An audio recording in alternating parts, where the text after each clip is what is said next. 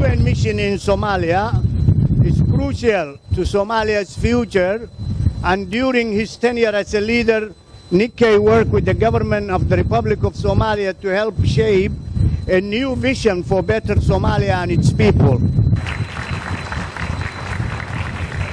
And dear friend, Ray, Deputy SRSG. Today I think is also a happy and a positive day as well.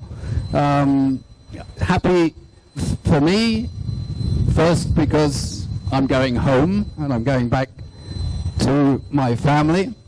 Happy for me also because, as the Minister says, I think we can truly see that in Somalia there is an unstoppable momentum now to peace, to stability and prosperity and democracy, and that unstoppable momentum was not here 3 years ago.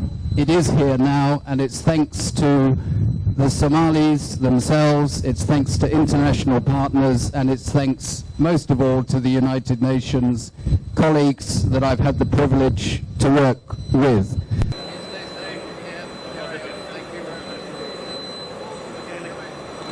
We'll take a few moments. Now we can take a few moments for photo opportunity with SRGK.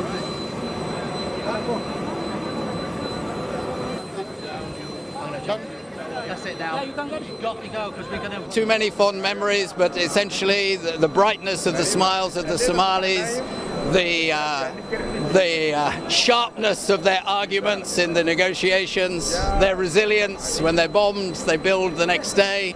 Within weeks, the hotels are open again and everything goes on. So great admiration for the Somali people and a great gratitude to the UN colleagues and the African Union colleagues who've sacrificed so much here over the last few years.